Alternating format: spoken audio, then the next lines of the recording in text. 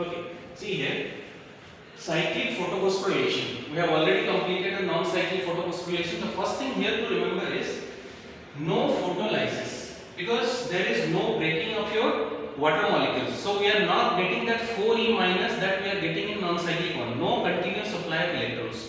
So your cyclic photophosphorylation happens in PS1, that is P700, photosystem 700. So what happens? Light energy will fall on here.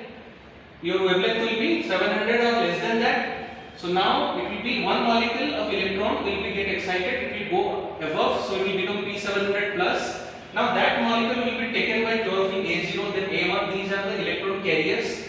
Then your iron sulfur complex, ferrodoxin. Then finally to cytochrome P6F.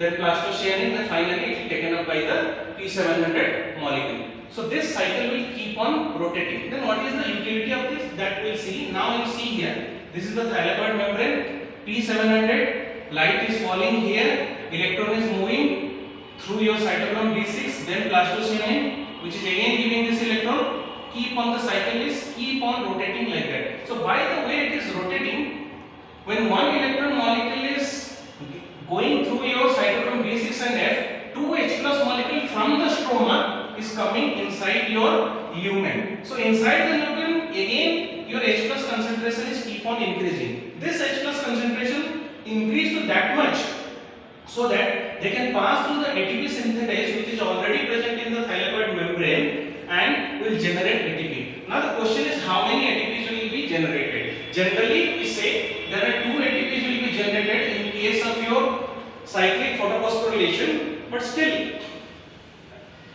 we can say that 2 ATP will be generated, but in a general broad sense we can say that much concentration gradient will be made between your stroma and your lumen so that enough ATP will be generated. Now the question is why we need this?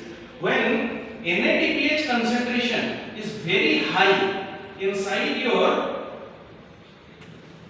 thylakoid membrane, inside your chloroplast, at that point of time we basically do not need this NADPH. If we don't need NADPH, then photosystem 2 we do not need. Okay, at that point of time only this cyclic photophosphorylation happens and whatever the ATP generated will be utilized in various purposes in